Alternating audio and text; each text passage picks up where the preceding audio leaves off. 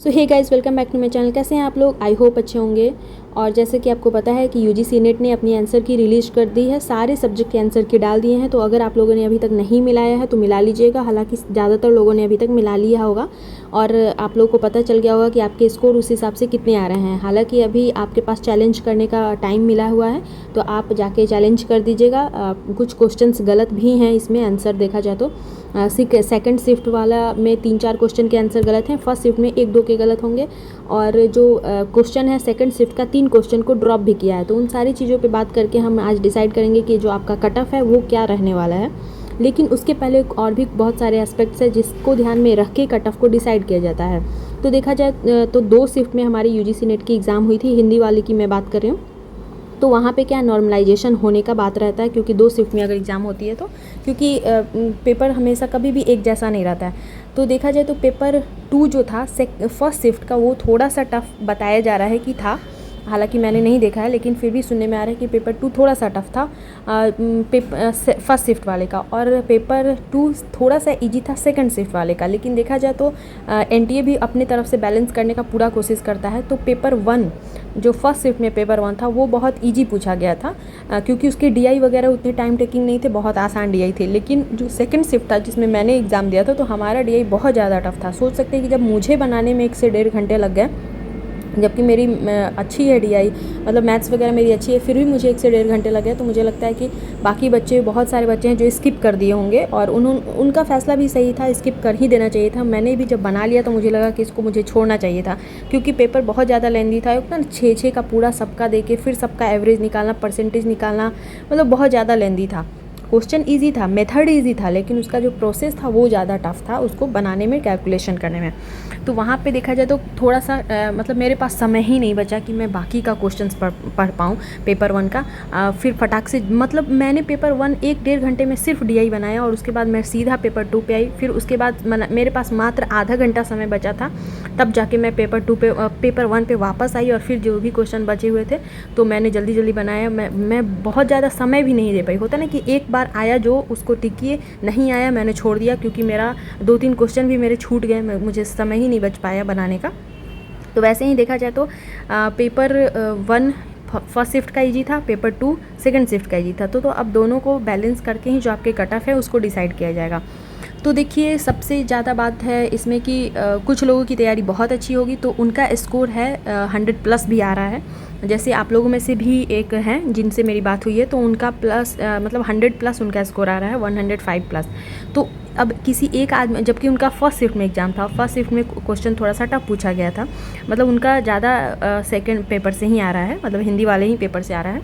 तो अब हम एक बच्चों को ध्यान में रख के हम कट ऑफ डिसाइड नहीं कर देंगे। हम ये नहीं बता सकते हैं कि जो आपको कट ऑफ है वो 100 नंबर जाएगा, नहीं। वैसे बच्चे गिने चुने होते हैं, क्योंकि वो अपना मेहनत से, वो कंटिन्यूसली 6 महीने से उस चीज़ पे पढ़ रही थी, उस पर फोकस कर रही थी, तब जाके उनका इतना स्कोर आया है। वहीं मैं अगर अपनी बात करूं तो मेरा स्कोर आया है 80 नंबर। मैंने मतलब मुझे इसके लिए कोई अफसोस नहीं है कि मैंने क्यों नहीं पढ़ाई की, क्योंकि मैं अभी किसी और चीज़ की तैयारी में लगी हूँ। इस वजह से मैंने तो पढ़ा ही नहीं था, मैं बस अपीयर होने गई थी। लेकिन हाँ, मैंने जो पहले का पढ़ा हुआ था और मेरा पेपर 1 थोड़ा सा अच्छा है, उस वजह से मेरे आगे स्कोर 80 स्कोर आए हैं। 3 क्वेश्चन ड्रॉप किया गया है और 2-3 मैंने छोड़ दिया था क्वेश्चन, मतलब मुझे समय नहीं मिल पाया। तो उस हिसाब से मुझे लगता है कि मैं अपने तरफ से सेटिस्फाइड हूँ। हाँ, वहाँ बैठ के मतलब अफसोस तो थोड़ा सा ऑब्वियसली होगा कि काश मैं पढ़ के गई रहती तो शायद मेरा जेआरएफ हो जाता इस बार। लेकिन कोई नहीं, मैं दिसंबर वाला भी कोशिश करूँगी कि मैं उसमें पढ़ के दूँ। अभी देखिए क्या हो रहा है, जैसा होगा मैं आप लोगों के साथ शेयर करती हूँ और हमेशा करूँगी। तो अब ये मैं नहीं कहूँगी कि मेरा स्कोर ख़राब क्यों आ रहा है, क्योंकि मैंने इसके लिए एक दिन भी नहीं पढ़ा था, एक दिन भी नहीं पढ़ा, मतलब मैं बस गई थी अपेयर होने। लेकिन फिर भी आप लोगों के लिए, तो अब देखिए, जो भी बच्चे पेपर 1 और 2 का तो बैलेंस किया ही जाएगा, नॉर्मलाइजेशन के बाद ही आपका जो भी आएगा कट ऑफ। तो मुझे लगता है कि इस बार कट ऑफ तो 3 कैटेगरी में ऐसे भी आने वाली है। एक जो पीएचडी के लिए होंगे, दूसरा नेट क्वालिफाई करेंगे, और तीसरा जेआरएफ जिनको मिलेगा। तो जिनका 90+ है उनका, वो तो श्योर रहें कि उनका जेआरएफ हो रहा है। मतलब ये मैं जनरल कैटेगरी की बात कर रही हूँ, और जो ओबीसी हैं, ईडब्ल्यूएस है, उन लोगों का तो इससे कम में ही हो जाएगा, 85 भी है उनका तो हो जाएगा। तो 90 प्लस जिनका भी है तो वो अगर जनरल कैटेगरी से हैं तो आपका समझिए कि आपका JRF हो जाएगा। 80 प्लस जिनका भी है वो जिस भी कैटेगरी से हैं उनका नेट हो जाएगा, और 70 प्लस जो भी हैं उनका PhD में हो जाएगा। इससे कट ऑफ कम ही रहेगा, ज़्यादा नहीं जाएगा, क्योंकि दोनों जो शिफ्ट है उसकी डिफ़िकल्टी लेवल देखा जाता है। क्वेश्चन थोड़े से मॉडरेट थे और कुछ छोटी छोटी गलतियां होती है ना एग्ज़ाम में, क्योंकि क्वेश्चन में ऐसा था कि उसमें से पूछ रहा था कि नहीं है, कौन इनमें से नहीं होगा। बहुत बच्चे ने और उसका जो नीचे वाला में दिया हुआ था कि इसमें जो कोड वाले प्रश्न थे ABCD करके लिखा हुआ था, तो उसमें पूछ दिया कि सही उत्तर का चयन कीजिए। तो बहुत बच्चे इसमें आता हुआ क्वेश्चन भी गलत करके आए हैं। तो एग्ज़ाम में एक अलग प्रेशर रहता है। भले ही उसी क्वेश्चन को आप घर में बैठ के अगर सॉल्व करते हैं तो आप बहुत ज़्यादा स्कोर कर लीजिएगा। जो एग्ज़ाम में बना के आया ना उससे 5-6 नंबर आपका एक्स्ट्रा आ जाएगा। लेकिन एग्ज़ाम का एक प्रेशर अलग होता है ना, बहुत लोग बेचैनी में रहते हैं कि अरे इस बार नहीं हुआ तो क्या होगा, मतलब बहुत तरह की बातें चलती रहती हैं, और उसमें जाके बच्चे गलती करके आते हैं आसान क्वेश्चन को।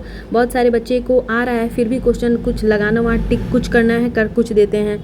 बहुत सारे मतलब दिमाग में कुछ और चल रहा होता है, वहाँ पे टिक कर देते हैं। बहुत सारे कोटेशन याद नहीं आते रहते हैं, किसी का जन्म वर्ष भूल जाएंगे, किसी का प्रकाशन वर्ष भूल जाएंगे। तो ऐसे कर करके ना बहुत सारे क्वेश्चन मतलब इजी क्वेश्चन भी लोग गलत कर देते हैं। लगता है ना कि प्रश्न जैसे सेकंड शिफ्ट का क्वेश्चन देखा जाए तो पेपर जो शिफ्ट 1 हुआ था उसके अकॉर्डिंग थोड़ा सा ईजी माना जा रहा है, लेकिन उसमें भी बहुत बच्चे गलती किए होंगे, क्योंकि हर इंसान को जन्म वर्ष प्रकाशन वर्ष नहीं याद होता है जब तक कि आप उसको 10 बार एकदम बार बार ना पढ़े हों।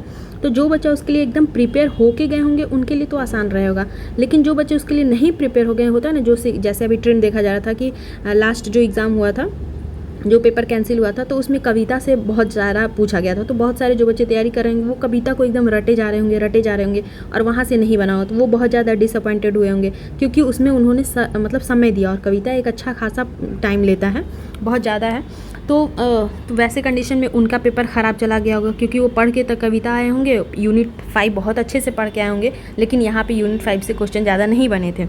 तो वैसे करके बहुत सारी चीज़ें होती हैं जिसको ध्यान में रख के कट ऑफ डिसाइड किया जाता है। तो मैंने अपनी तरफ से ये कट ऑफ बताया कि 70 प्लस जिनका भी है वो PhD होगा, 80 प्लस जिनका भी है उनका आप इसमें 2-4 प्लस माइनस कर सकते हैं। ऐसा नहीं है कि हर हाल में 80 नंबर उन्हीं का आएगा, नहीं, उससे 2-3 नंबर आप प्लस भी कर सकते हैं और माइनस भी। जैसे 80 है तो हो सकता है कि आपका 78 पे भी किसी का नेट आ जाए, या फिर 82 पे भी नेट आ जाए। तो ऐसे करके आप +2 माइनस कर सकते हैं या प्लस कर सकते हैं। तो 70, 80 और 90 ये 3 लेके चलिए, और इतने में ही आपका JRF हो जाएगा हाईएस्ट। मुझे लगता है कि इससे ज़्यादा कट ऑफ नहीं जाएगी। मुझे अपनी तरफ से मैं श्योर हूँ कि इससे ज़्यादा कट ऑफ नहीं जाएगी। अगर दिक्कत होगी भी तो जनरल कैटेगरी वालों बच्चों को थोड़ा सा होगा, क्योंकि कट ऑफ फिर वहाँ से आगे बढ़ता है। बाकी देखिए उनके उस कैटेगरी से नीचे जो भी बच्चे हैं तो उनका रिजल्ट आ जाएगा, अगर आप इस स्कोर के बीच में आ रहे हैं तो। लेकिन अब इसी में पूरा टाइम नहीं वेस्ट करना है आपको। अब ये नहीं है कि बार बार चैनल खोल के आप सबका कट ऑफ देखिए।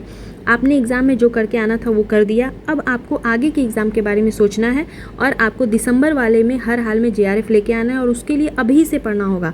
जैसे मैंने बताया ना कि एक सब्सक्राइबर है मेरी और आप लोगों के बीच से ही, और वो खुद से पढ़ती हैं, सेल्फ स्टडी करके उन्होंने 100 प्लस स्कोर किया है। 107 नंबर है उनका, 107 नंबर है उनका, और मैं श्योर हूँ कि उनका तो हर हाल में JRF होना ही है, और इसके पहले भी वो नेट क्वालिफाइड हैं ऑलरेडी।